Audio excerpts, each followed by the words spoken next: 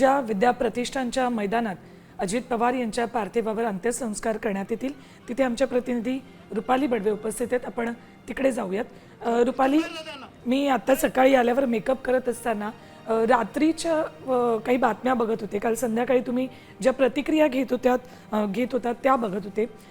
अमोल मिटकरी अक्षरशः ढसाढसा रडत होते। काही जणांना तर बोलणंही शक्य नव्हतं।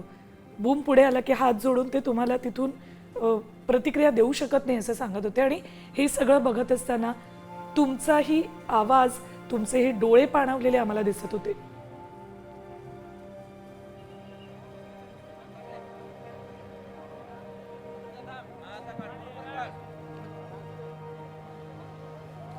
सुवर्ण मॅडम, मी आत्ता बारामतीच्या विद्या प्रतिष्ठान या मैदानावरती आहे आणि याच ठिकाणी आपण पाहत आहोत की अजित पवार यांची ही प्रतिमा, दादांची ही प्रतिमा या ठिकाणी लागलेली आहे। आणि दादांना शेवटचं त्यांचं दर्शन घेण्यासाठी खरं तर सगळेच बारामतीकर असतील आणि महाराष्ट्राच्या कानाकोपऱ्यातून अनेक त्यांचे चाहते, दादा प्रेमी सगळे खरं तर इथे या ठिकाणी येऊन त्यांचा हा फोटो आपल्या मोबाईलमध्ये घेत आहेत। दादांच्या प्रतिमेसोबत एक शेवटचा फोटो घेण्याचा एक जी धडपड आहे ती प्रत्येक कार्यकर्त्याची आहे। आणि या ठिकाणी आपण पाहत आहोत की अंतिम तयारी खरं तर चालू आहे। आपल्या नेत्याला शेवटचा सलाम करण्यासाठी, त्याचं शेवटचं दर्शन घेण्यासाठी ही सगळी लगबग आपल्याला या ठिकाणी पाहायला मिळते। अजित पवार यांचं जे पार्थिव आहे ते 11च्या सुमारास या ठिकाणी आणलं जाणार आहे आणि त्याच्यानंतर पुढच्या ज्या विधी आहेत ते सुरू केल्या जाणार आहेत। मात्र आपल्याला माहिती आहे की अजित पवार आणि पहाटेपासून कामाला लागणं त्यांचं हे जे एक समीकरण होतं आणि आज आपण पाहत आहोत की अजित पवारांसाठी हे सगळे बारामतीकर भल्या पहाटे उठून कामाला लागल्याचं आपल्याला या ठिकाणी पाहायला मिळते। या ठिकाणी आपण मैदानाच्या मधोमध हा जो चौथरा पाहत आहोत, याच ठिकाणी या चौथऱ्यावरती अजित पवार यांचं पार्थिव जे ते ठेवलं जाणार आहे आणि त्याच ठिकाणी सगळी जे विधी आहेत त्या पुढच्या केल्या जातील।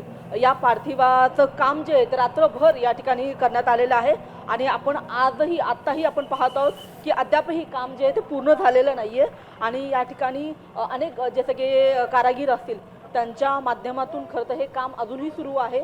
याच ठिकाणी पार्थिव ठेवलं जाणार आहे।